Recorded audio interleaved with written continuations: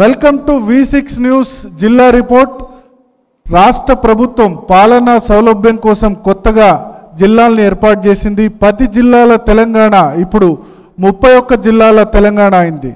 అభివృద్ధిలో అసమానతలు ఉండకూడదని ఉద్దేశంతో రాష్ట్ర ప్రభుత్వం ఈ నిర్ణయం తీసుకుంది. సో కొత్తగా ఏర్పాటైన అన్ని జిల్లాల్లో కూడా V6 బృందాలు పర్యటిస్తున్నాయి. కొత్త జిల్లాల్లో అభివృద్ధి అవకాశాలు, అదేవిధంగా అట్టడుగు వర్గాలకు కూడా సంస్కరణల ఫలాలు అందాలంటే ఏం చేయాలి, అదేవిధంగా ప్రజల సూచనలు ఏంటి కొత్త జిల్లాల అభివృద్ధికి, ఇవన్నీ విషయాలను కూడా V6 బృందం తెలుసుకునే ప్రయత్నం చేస్తోంది. ప్రస్తుతం మనం కొమురం భీం జిల్లా కేంద్రమైన ఆసిఫాబాద్లో ఉన్నాం. ఈ ఆసిఫాబాద్ నిజానికి గతంలోనే నిజాం కాలంలోనే జిల్లా కేంద్రంగా ఉండింది. 1940స్లో ఆసిఫాబాద్ జిల్లా కేంద్రంగా ఉంది. అయితే ఆ తర్వాత జిల్లా కేంద్రాన్ని ఆదిలాబాద్కు షిఫ్ట్ చేశారు. సో ఇప్పుడు టీఆర్ఎస్ ప్రభుత్వం తీసుకున్న నిర్ణయంతో ఆసిఫాబాద్ కొత్త జిల్లా అయింది. ఆసిఫాబాద్ జిల్లాకు సంబంధించిన కొన్ని విశేషాలు చూస్తే కనుక ఆసిఫాబాద్ జిల్లాలో మొత్తం 15 మండలాలు ఉన్నాయి. అదేవిధంగా 2 నియోజకవర్గాలు ఈ ఆసిఫాబాద్ జిల్లా పరిధిలోకి వస్తాయి. ఒకటి ఆసిఫాబాద్, రెండవది సిర్పూర్ నియోజకవర్గం. ఈ 2 నియోజకవర్గాల్లోని మొత్తం మండలాలు కూడా ఆసిఫాబాద్ జిల్లా పరిధిలోకి వస్తాయి. ఆసిఫాబాద్ జిల్లా జనాభా 5 లక్షలైతే విస్తీర్ణం మాత్రం చాలా పెద్ద విస్తీర్ణం అని చెప్పాల్సి ఉంటుంది. తెలంగాణలోని మిగతా జిల్లాలతో పోలిస్తే ఏరియా వైజ్ చూసుకుంటే 4300 చదరపు కిలోమీటర్ల విస్తీర్ణంలో ఆసిఫాబాద్ జిల్లా ఉంది. అదేవిధంగా జనాభా కొంత తక్కువ అయినప్పటికీ 5 లక్షల పైచిలకు అయినప్పటికీ ఏరియా మాత్రం చాలా వైడ్గా ఉందని చెప్పొచ్చు. అదేవిధంగా ఈ కొమురం భీం జిల్లాలోని ప్రత్యేకతలు కనుక ఒకసారి చూసుకుంటే కనుక కొమురం భీం జన్మించిన స్థలం ఇక్కడే ఉంది. కెరమెరి మండలంలోని జోడేఘాట్ మొన్ననే కొమురం భీం సంబంధించిన ప్రతి కార్యక్రమాలు కూడా జయంతి వర్ధంతి కార్యక్రమాలు కూడా ఇక్కడ జోడేఘాట్లో వైభవంగా జరుగుతాయి.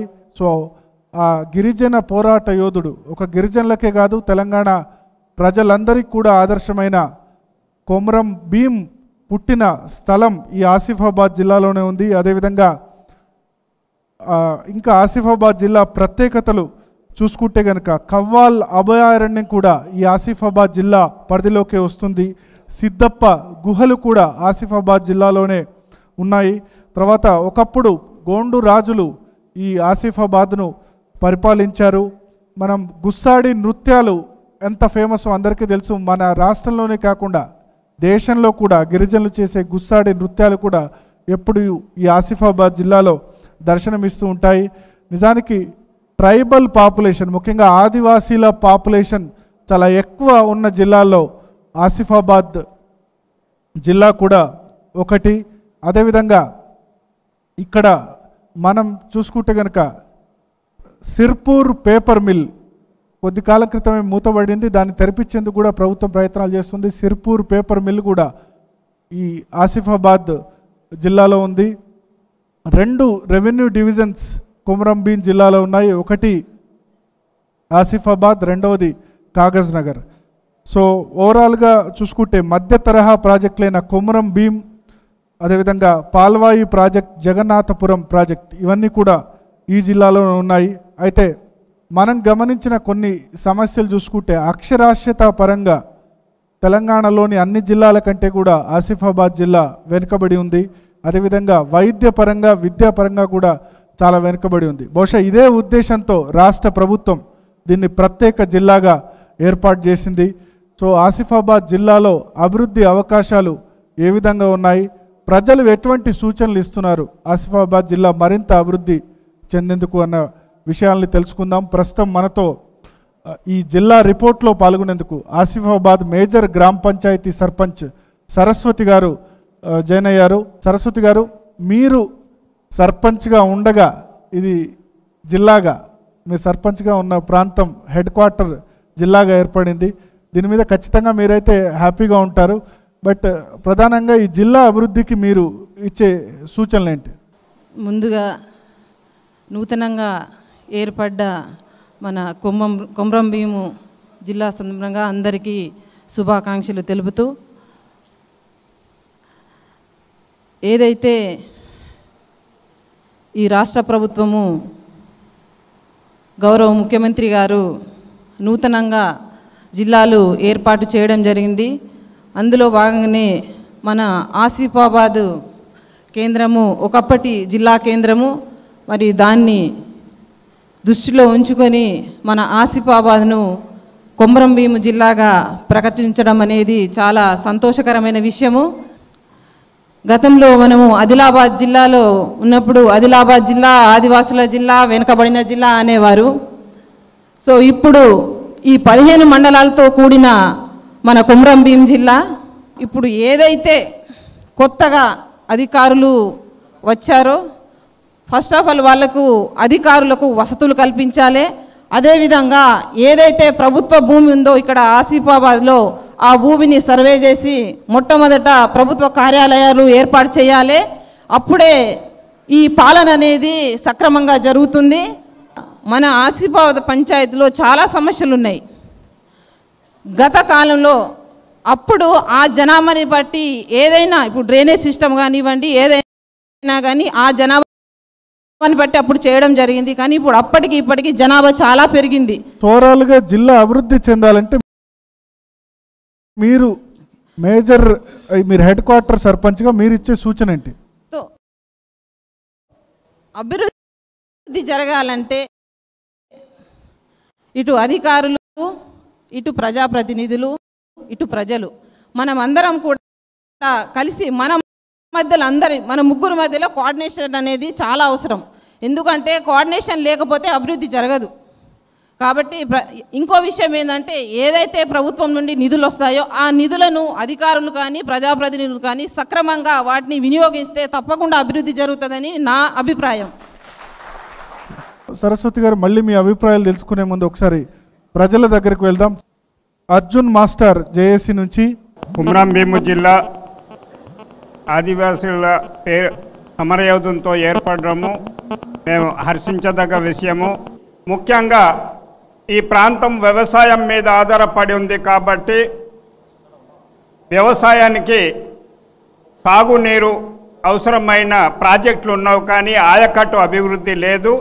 ఆయకట్టు అభివృద్ధి చేస్తే కొమరం భీము ప్రాజెక్టు ఉంది, ఇక్కడ వట్టివాగు ప్రాజెక్టు ఉంది, ఇప్పుడు పాల్వాయి ప్రాజెక్టు ఉంది, తర్వాత ఇప్పుడు ఇది మన ఇక్కడ కౌటాల మండలంలో కూడా ఇప్పుడు తీసుకొస్తున్నారు. అయితే ఈ రకంగా ఆయకట్టు డెవలప్మెంట్ అయితే కుటీర పరిశ్రమలు వస్తాయి. విద్య గురించి డిగ్రీ స్థాయిలో ఏ పాఠశాలలు లేవు, డిగ్రీ వరకు పాఠశాలలు కావాలి, ప్రభుత్వము లేదా ప్రైవేటు ఏదైనా కానీ ఇది కావాలి. సో ఖచ్చితంగా ఆసిఫాబాద్ జిల్లా విద్యాపరంగా ఖచ్చితంగా అభివృద్ధి సాధించాల్సిన అవసరం ఉంది. ఎందుకంటే అక్షరాస్యత కూడా 50% కంటే తక్కువ అక్షరాస్యత ఈ కొమరం భీం జిల్లాలో ఉంది. Rajasriram Shankar, Adivasi JAC president. ఆదివాసులకు ఇంటిగ్రేటెడ్ ట్రైబల్ డెవలప్మెంట్ ఏజెన్సీ అంటే ఐటీడీఏ ఉంది. పెద్ద పెద్ద కాంప్లెక్స్లు, బిల్డింగ్స్ అకామిడేషన్ ఇస్తున్నారు తప్ప అక్కడ ఉన్నటువంటి లెక్చరర్స్ కానీ టీచర్స్ కానీ అపాయింట్ చేయటం లేదు. దాంతో విద్యా వ్యవస్థ అనేది చాలా నిర్వీర్యమైపోతుంది. అదే ఏదైతే అపాయింటింగ్ అథారిటీ ఉంటుందో, ఏదైతే ఈ జిల్లాలో ఉన్నటువంటి విష జ్వరాల బారిపడి వేలాది మంది చనిపోవడం జరుగుతుంది. గిరిజనేతల కబ్జాలో ఉన్నటువంటి భూములని ఆదివాసులకు మరి ఇప్పియాలని. అందరికీ నమస్కారం. నా పేరు జావేద్ అలీ. నేను ఈ జిల్లాకే మారుమూల మండలమైన బెజ్జూరు నుంచి వచ్చిన. సార్ చెప్పినటువంటి దాంట్లో సిద్ధప్ప దొనలు అనేటివి ఉన్నాయి మా మండలంలోనే. అది ప్రభుత్వం కనుక తలుచుకుంటే అత్యంత పర్యాటక కేంద్రంగా చేసేటువంటి అవకాశం ఉంది. దాంతోపాటు బెజ్జూరు మండల కేంద్రంలో శేషపావనంపై ఉన్నటువంటి రంగనాయక స్వామి ఉన్నాడు. అది మన రాష్ట్రంలోనే ఏకైక విగ్రహం, పాంపై పడుకున్నటువంటి రంగనాయక స్వామి. గతంలో నిజాం ప్రభుత్వం వారు మా బెజ్జూరు మండలం నుంచి 15 కిలోమీటర్ల దూరంలో ఉన్నటువంటి తలాయి మురళిగూడెం పరివాహక ప్రాంతంలో ఉన్నటువంటి ప్రాణహిత వద్ద జల విద్యుత్ కేంద్రం కోసం ఒక రాయి పెట్టడం జరిగింది. అది నిజాం ప్రభుత్వ హయాంలో అయింది. ఒక గిరిజన యూనివర్సిటీని, దాంతో ఒక రీమ్స్ని, ఆదిలాబాద్లో ఏ విధంగా అయితే వైద్య విద్యాలయం ఉందో వైద్య విద్యాలయాన్ని కూడా ఆసిఫాబాద్ పట్టణంలో పెడితే అభివృద్ధి అయ్యే అవకాశం ఉంది. Okay, next.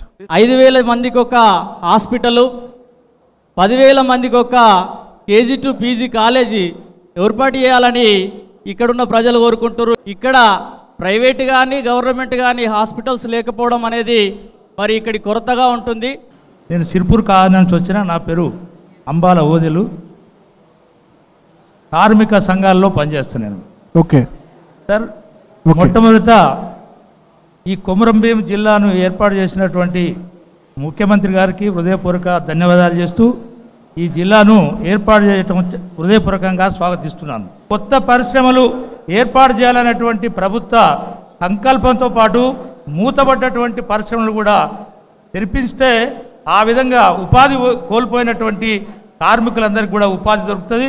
కాబట్టి ఆ విధంగా ప్రభుత్వం కృషి చేస్తుందని, అందుకని ఇలా సిర్పూర్ పేపర్ మిల్లును కూడా ఏర్పాటు చేయడానికి, దాన్ని రివైవ్ చేయడానికి ప్రభుత్వం కొంత ప్రయత్నం చేస్తూ ఉన్నది. సో సిర్పూర్ పేపర్ మిల్లు గురించి మీరు మాట్లాడారు కాబట్టి సిర్పూర్ పేపర్ మిల్లు సంబంధించిన గతంలో పనిచేసిన కార్మికులు ప్రస్తుతం మనతో ఉన్నారు. వాళ్ళతో ఒకసారి మాట్లాడిద్దాం. నా పేరు శ్రీనివాసరావు. నేను ఎస్పీఎంలో ఎంప్లాయీని. 15 ఇయర్స్ నుంచి సర్వీస్ చేసినాను. గత 2 ఇయర్స్కి వెళ్ళి బంద్ అయింది. షట్ డౌన్ పేరిట యాజమాన్యం బంద్ చేసింది.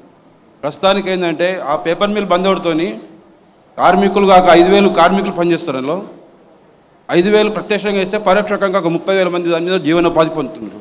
ఇప్పుడు అది పేపర్ మిల్ బంద్ అయినప్పటి నుంచి కాగజ్నగర్లో చాలా మంది వీధిన పడ్డారు. ఎక్కడెక్కడికో వలస వెళ్ళి బతుకుతున్నారు.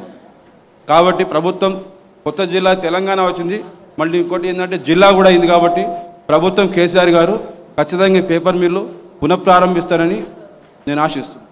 ఈ జిల్లాకు ఏమేమి డెవలప్ చేయాలి, కానీ ఫస్ట్ ఇక్కడ ఏంటంటే జంగల్ ఏరియా ఉన్నది బాగా. ఏ ఫ్యాక్టరీ చేయాలన్నా ఫారెస్ట్ ఉంటుంది, లేకుంటే ఏ ఫ్యాక్టరీ చేయాలంటే ట్రైబల్ ఏరియా భూములు ఉంటాయి. కొన్ని భూములు ఉన్నాయి, అవి వేసిండ్రు, డెవలప్ కాక వెళ్ళిపోయినరు. బట్ మీరు అంటున్నారు ఫారెస్ట్ ఉంది, ఇది డిసడ్వాంటేజ్ అని. బట్ అడవులు ఉండడం అన్నది ఏ జిల్లాకైనా అది డెఫినెట్గా అడ్వాంటేజే. సో మీరు స్పెసిఫిక్గా ప్రభుత్వాన్ని ఏమడుగుతున్నారు? ఫ్యాక్టరీలు ఎక్కువ అయితేనే గవర్నమెంట్ కూడా లాభం ఉంటుంది, పబ్లిక్ కూడా మన ఉద్యోగాలు దొరుకుతాయి, రెవెన్యూ కూడా వస్తుంది. అందుకోసం ఈ మారుమూల ప్రాంతం ఉన్నందుకు ఇక్కడ మంచి ఫ్యాక్టరీలు పెట్టాలి. సర్పంచ్ గారు, ఇప్పుడు చెప్తున్నారు చాలామంది వైద్యులు స్థానికంగా ఉండట్లేదు, తర్వాత పోస్టులు కూడా ఫిలప్ కావట్లేదు. సో మీ తరపున మీరు ఉద్యోగులు స్థానికంగా ఉండేందుకు మీ తరపున మీరు ఎటువంటి ఎఫర్ట్ పెట్టబోతున్నారు? గతంలో అంటే మన ఓన్లీ పంచాయతీ ఉండి ఇప్పుడు హెడ్ క్వార్టర్లో కలెక్టర్ గారు ఉంటారు కాబట్టి అధికారులు ఉంటారు. ఏవైతే సమస్యలు ఉన్నాయో నా పంచాయతీలో తప్పకుండా నేను వారి దృష్టికి తీసుకెళ్తానని ఈ సందర్భంగా తెలియజేస్తున్నాను. అంటే ఉద్యోగులు స్థానికంగా ఉండేందుకు ఇక్కడ వాళ్ళు ఫెసిలిటీస్ లేవు కాబట్టి వాళ్ళు స్థానికంగా ఉండట్లేదు అంటారు. సో వాళ్ళకు మీరు ఫెసిలిటీస్ కల్పించండి. ఇందాకనే నేను చెప్పినట్టు తప్పకుండా అధికారులకు ప్రభుత్వము ఫస్ట్ స్థానికంగా ఉండడానికి వసతులు కల్పించాలి, అప్పుడు వాళ్ళు ఉండగలుగుతారు. కాబట్టి వసతులు లేవని వాళ్ళు ఏంటంటే వస్తున్నారు, వెళ్ళిపోతున్నారు. నా పేరు ఎం ఉదయ్ బాబు, హెడ్ మాస్టర్ జడ్పీఎస్ఎస్ ఊరుగూడ. సార్, ఇక్కడ ఉన్నటువంటి ఎక్కువ ప్రాంతము గిరిజన ప్రాంతాలుగా ఉన్నవి. ఇప్పటికి కూడా అక్కడి పాఠశాలలు నడపడానికి చాలా ఇబ్బందులు ఎదురవుతున్నాయి. కారణం ఏంటంటే అక్కడికి పోవటానికి ఉపాధ్యాయులకు కానీ మిగతా వేరే డిపార్ట్మెంట్కి సంబంధించిన ఉద్యోగస్తులు కానీ వెళ్ళటానికి కనీసమైనటువంటి రోడ్డు సౌకర్యం కానీ అటువంటివి ఏవి కూడా లేవు. కాబట్టి విద్యాపరంగా డెవలప్మెంట్ కావాలంటే ప్రతి పాఠశాలలో మౌలిక వసతులు కల్పించి ఉపాధ్యాయులు నియమించాల్సిన అవసరం అనేది ఉంది. సార్, అంటే ఉపాధ్యాయులు పోస్టులు ఫిలప్ కాలేదా, వచ్చిన తర్వాత వాళ్ళు అటెండ్ కావట్లేదా? ఇక్కడికి ఉపాధ్యాయులు పోస్ట్ ఉద్యోగం చేయడానికి కూడా రావడానికి వెనుకాడుతున్నారు. ఎందుకు? రోడ్లు బాగానే ఉన్నాయి ఇక్కడ. లేవండి, లేవు సార్. వెజ్జూరు మండలం అనేది ఎగ్జాంపుల్. వెజ్జూరు మండలంలో ఒక్క 6 ఉపాధ్యాయులు మాత్రమే పనిచేయడం అనేది జరుగుతుంది. మరి ఇటువంటి సందర్భంలో ఉపాధ్యాయ పోస్టులని మరి సంబంధిత అధికారుల పోస్టులని పెంచాల్సిన అవసరం అనేది ఉన్నది. మరి ఈ జిల్లాలో ఏ ఒక్క ఇంజనీరింగ్ కళాశాల కానీ, ఏ ఒక్క వైద్య కళాశాల కానీ, పారామెడికల్ సంబంధించినటువంటి ఇన్స్టిట్యూషన్స్ కానీ ఏవి కూడా లేకపోవడం అనేది చిన్న విషయానికి కూడా జిల్లా దాటి పక్కనున్నటువంటి మంచిర్యాలకు వెళ్ళాల్సిన అవసరం అనేది ఉన్నది. కాబట్టి వైద్యపరంగా విద్యాపరంగా ఈ జిల్లా పైన ప్రభుత్వం దృష్టి పెట్టినట్టయితే మరి ఈ జిల్లా అన్ని జిల్లాల మాదిరిగా అభివృద్ధి చెందే అవకాశం ఉంటుందనే విషయాన్ని మీకు తెలియపరుస్తున్నాం సార్. సో మీ ఎంప్లాయీస్ ప్రాబ్లమ్స్ ఏంటి? ఎంప్లాయీస్ జేఏసీ తరపున ప్రాబ్లమ్స్ ఏంటి? ఎందుకు చాలామంది స్థానికంగా ఉండట్లేదు, చాలామంది ఇక్కడ అసలు పోస్టింగ్ తీసుకునేందుకే మొగ్గు చూపట్లేదు అంటారు, రీజన్ ఏంటి? ఉద్యోగులు ఉపాధ్యాయుల పరంగా సార్ 90% ఇక్కడే స్థానికంగా ఉండి తమ సేవలను అందిస్తున్నారు సార్. అయితే ఒక హాస్పిటల్ విషయంలో సార్ ప్రత్యేకంగా అందరికీ తెలిసే విషయమే, హాస్పిటల్లో ఉన్నటువంటి డాక్టర్లు సుదూర ప్రాంతాల నుండి రావడము, మరి సమయపాలన విషయంలో అయితేనేమి కొన్ని విషయాల్లో ఈ మధ్య మాకు తెలిసినందుకు ఈ మధ్య కూడా ప్రభుత్వ ఆసుపత్రి కూడా మంచి మామూలు పరిస్థితి బాగానే మెరుగుపడింది. సరిగ్గా వసతులు లేకపోవడం కూడా అధికారులకు ఒక లోపంగా మారింది సార్. ఉన్నటువంటి అధికారులకు కూడా వాళ్ళకి సరైనటువంటి క్వార్టర్స్ కానీ సరైనటువంటి వసతులు కానీ తమ పిల్లలు చదువుకుందామంటే మంచి విద్యా వసతులు కూడా లేకపోవడం ప్రధానమైన లోపంగా ఉన్నటువంటి విషయం sir. Okay, so next, Komaram Bheem జిల్లాలో ఆదివాసీల సంఖ్య చాలా ఎక్కువ, దాదాపు 30% పైగా ఆదివాసీలు ఉన్నారు. ఇక్కడ ఆదివాసీలు ఎదుర్కొంటున్న ప్రధాన సమస్యలు ఏంటి, దాని మీద చెప్పండి. కొమరం భీం జిల్లా కాగజ్నగర్ డివిజన్ పెంచికల్పేట మండలం ఇచ్చినటువంటి తెలంగాణ ప్రభుత్వం చంద్రశేఖరరావు గారికి మా జిల్లా తరపున కృతజ్ఞతలు తెలుపుతూ, సార్ ఈ జిల్లాకు 90 కిలోమీటర్ల మీద కమర్గామ నందిగామ అనే గిరిజన ఆదివాసుల గ్రామం ఉన్నది. స్వతంత్రం వచ్చి 70 సంవత్సరాలు అయినప్పటికీ ఆ గ్రామానికి ఇప్పటికీ 108 అంబులెన్స్ పోయినటువంటి పరిస్థితి ఉంది. అక్కడి గింట ఆ గిరిజన ప్రాంతానికి ఆ రోడ్డు సౌకర్యం గింట చేసి అక్కడ ఉన్నటువంటి గిరిజనులు జిల్లాకు వచ్చి వాళ్ళు పని చేసుకొని వెళ్ళే రీతిలో ప్రభుత్వం దృష్టి పెట్టి ఆ సౌకర్యాన్ని ఏర్పాటు చేస్తే ఇంకా జిల్లా వాసులకు సౌలభ్యంగా ఉంటుందని చెప్పి ఈ V6 ద్వారా ప్రభుత్వానికి తెలియజేస్తున్నాం సార్. మరి ఆ గ్రామమే అక్కడ నందిగామ అనే గ్రామంలో పాల రాపగుట్ట అని ఉంది సార్. అది ఈ తెలంగాణ రాష్ట్రంలోనే రాబందులు అనే ఒక జాతికి చెందినటువంటి పక్షులు అక్కడ పర్యాటక కేంద్రంగా ఉంది. ఆ పర్యాటక కేంద్రానికి పోవడానికి దారి లేదు కాబట్టి అక్కడికి రోడ్డు సౌకర్యం ఏర్పాటు చేసి అక్కడికి నిధులు కేటాయిస్తే అది పర్యాటక కేంద్రం అయితే సార్. అదేవిధంగా పెంచికల్పేట మండలంలో 300 సంవత్సరాల నుండి చరిత్ర కలిగినటువంటి భద్రకాళి దేవస్థానం ఎట్లయితే విజయవాడలో కనకదుర్గ ఉందో మన కొమరం భీం జిల్లాల అతి పురాతనమైనటువంటి దైవం భద్రకాళి దేవస్థానం ఉన్నది. అక్కడ కూడా పర్యాటక కేంద్రంగా ఏర్పాటు చేస్తే మన జిల్లాల అన్ని రకాలుగా అభివృద్ధిగా ఉంటుందని చెప్పి మేము సూచన చేస్తున్నాం. నా పేరు గుర్రాల వెంకటేశ్వర్లు, వృత్తిరీత్యా విశ్రాంత ఉపాధ్యాయుడిని. నా దృష్టిలో ఉన్నవి 4 సమస్యలండి. ఒకటి విద్య, ఒకటి వైద్యం, ఒకటి రవాణా రహదారులు, 4వది పరిశ్రమలు. అందరూ చెప్తున్నట్టుగా విద్యాపరంగా ఆసిఫాబాదులో దళిత గిరిజనులు ఎక్కువ ఉన్నారండి. ఇక్కడ అందరికీ విద్యా అవకాశాలు అంటే కార్పొరేట్ విద్యా అవకాశాలు ఇక్కడ వాళ్ళకు అవకాశాలు లేవు. కాబట్టి దయచేసి ప్రభుత్వం తప్పకుండా ఇక్కడ ఒక ప్రభుత్వ డిగ్రీ కాలేజీని ఏర్పాటు చేయాలి. ఇక్కడే కాకుండా మారుమూల ప్రాంతాలైన తిరుపూర్ యూలో ఒక కాలేజీని, అదే మాదిరిగా బెజ్జూరులో ఒక కాలేజీని ఏర్పాటు చేసినట్టయితే ఇక్కడ ఉన్న గిరిజనులందరికీ లాభం జరిగే అవకాశం ఉంటుందండి. వైద్యపరంగా చూస్తే ఇక్కడ ప్రతి గ్రామం నుంచి రవాణా సౌకర్యాలు లేవండి. మా మండలం నుంచి 20 కిలోమీటర్ల దూరం కూడా పోలేని పరిస్థితులు ఉన్నవి. తప్పకుండా ప్రతి గ్రామం నుంచి మండల హెడ్ క్వార్టర్ నుంచి జిల్లా హెడ్ క్వార్టర్కు మాకు బీటీ రోడ్లు శాంక్షన్ కావాలి. నెక్స్ట్ అటు నా పేరు రేగుంట కేశవరావు, మాదిగా. ఇక్కడ ఉన్నటువంటి ఈ ప్రాంతంలో ఎక్కువ శాతము దాదాపు 60% మంది ఆదివాసీలు గిరిజనులు మాత్రమే ఉన్నారు. అడవి ప్రాంతాల్లో ఉంటారు వాళ్ళు. వాళ్ళ కనీసము తినడానికి తిండి కూడా సరిగా దొరకదు, తాగటానికి నీళ్లు దొరకదు, వసతి సౌకర్యాలు ఉండవు, రోడ్డు సౌకర్యాలు లేవు. మరి ఇక్కడ అడ ప్రాజెక్టు కానీ, మరి ఇక్కడ పక్కనే కొమరం భీం ప్రాజెక్టు కానీ ఇక్కడ ప్రాజెక్టులు ఉన్నాయి. మరి రైతులకు అభివృద్ధి కలిగే విధంగా మరి ప్రభుత్వం కూడా చర్యలు చేపట్టాలని ఈ సందర్భంగా మేము విజ్ఞప్తి చేస్తున్నాము. బాగుళ్ళల్లో వర్షాలు పడితే బాగుళ్ళల్లో నాటు పడవల మీద దాడవలసిన పరిస్థితి ఉన్నది సార్. ఓకే, ఒకటి. రెండోది అక్కడ విద్య నేర్పాలన్నా కూడా గురువులు పోలేని పరిస్థితి ఉన్నది.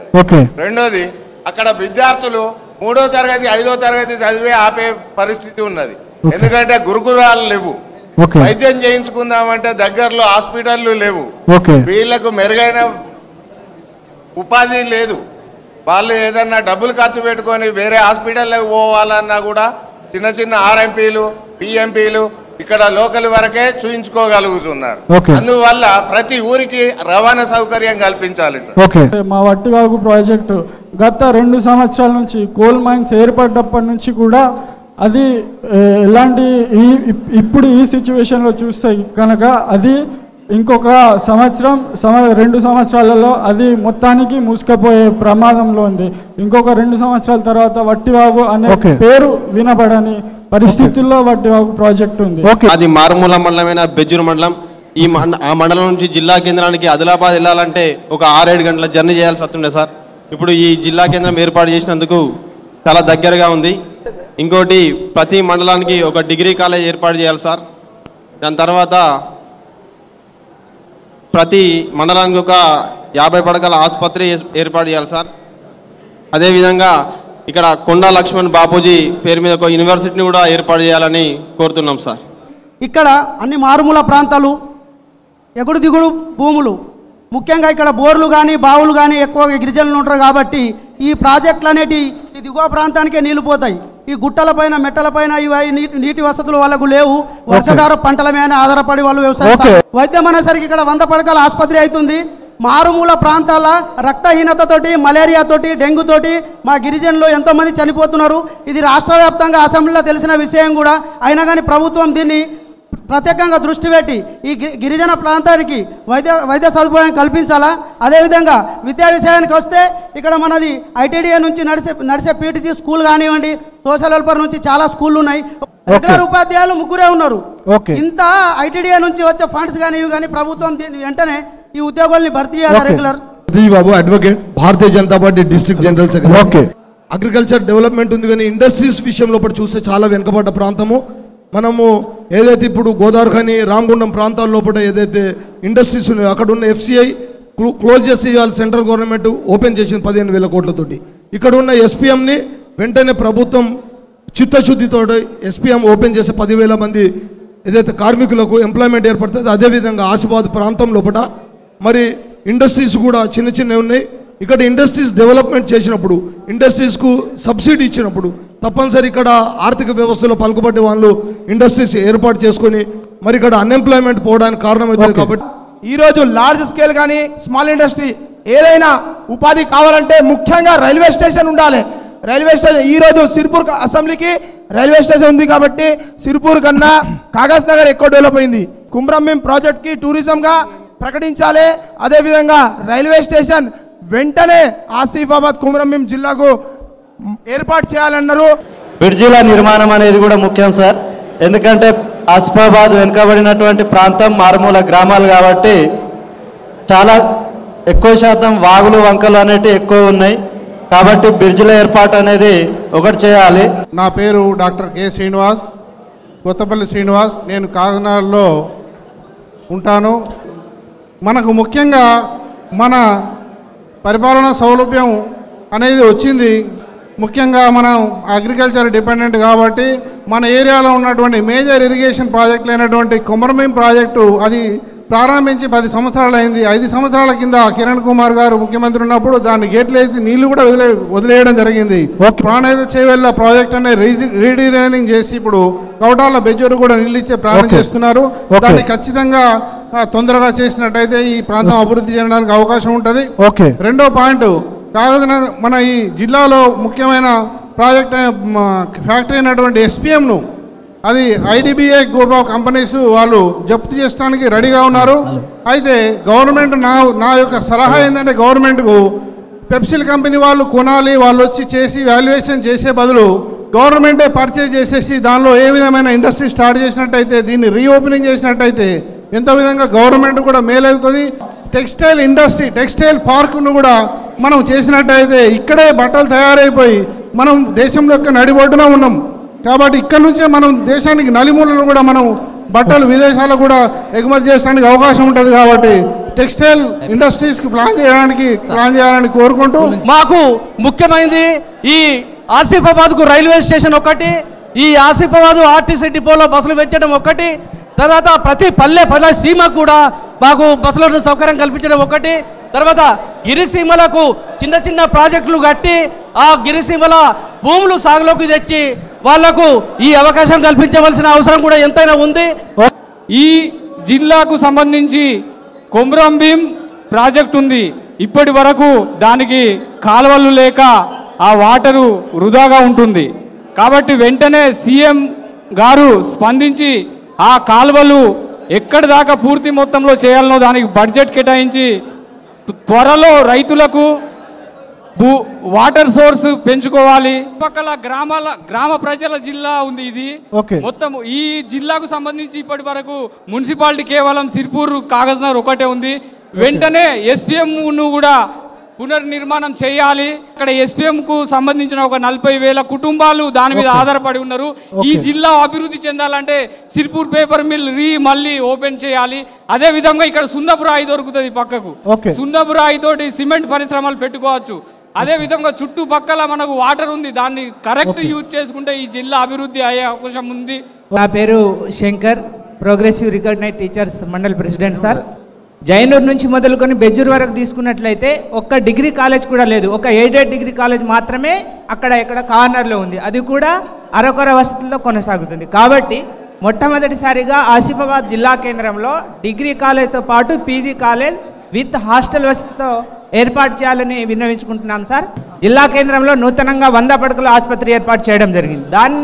దాని స్థాయిని ఇంకా పెంచినట్లయితే ఇక్కడ గిరిజన జిల్లా కాబట్టి గిరిజనులు వర్షాకాలంలో చూసినట్లయితే చాలామంది చనిపోతున్నారు, మీరు చూస్తూనే ఉన్నారు. కాబట్టి దానిపైన ప్రత్యేక దృష్టి ఏర్పాటు చేయాలి సార్.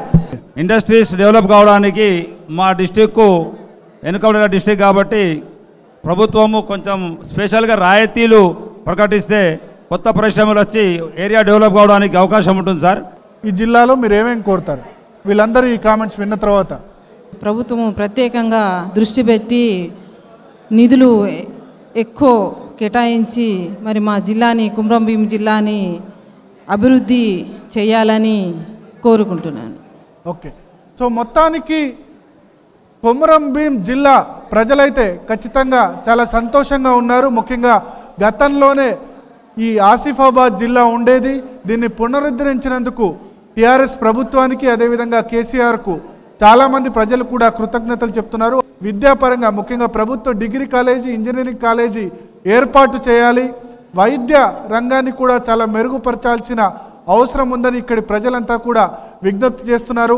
అదేవిధంగా సిర్పూర్ పేపర్ మిల్ను సాధ్యమైనంత త్వరగా రీఓపెన్ చేసేందుకు కూడా ప్రభుత్వం కృషి చేయాలని అందరూ V6 జిల్లా రిపోర్టు సమక్షంలో అందరూ ప్రజలు కూడా తమ అభిప్రాయాలను వెల్లడించడం జరిగింది. అదేవిధంగా ఇక్కడ తెలంగాణకు చెందిన 2 మహానుభావులు కొమరం భీం అదేవిధంగా కొండా లక్ష్మణ్ బాపూజీ, వీళ్ళిద్దరూ కూడా పుట్టిన జిల్లా అయిన దీన్ని టూరిస్ట్ స్పాట్గా కూడా డెవలప్ చేసేందుకు అవకాశం ఉందని కూడా ఇక్కడి ప్రజలు కోరుకుంటున్నారు. అదేవిధంగా రైతుల సమస్యల్ని కూడా తీర్చాలి. ముఖ్యంగా ప్రాజెక్టుల ద్వారా ప్రాజెక్టులు చాలా ఆలస్యంగా నిర్మాణం జరుగుతున్నాయని చాలామంది కూడా విజ్ఞప్తి చేస్తున్నారు. అదేవిధంగా గిరిజనులు, ఆదివాసులు అత్యధికంగా ఉన్న జిల్లా కొమరం భీం జిల్లా కాబట్టి వారి సమస్యలు కూడా పరిష్కరించాలి. ఏజెన్సీ ఏరియాలో ఉన్న వాళ్ళ సమస్యలు కూడా పరిష్కరించాలని చెప్తున్నారు.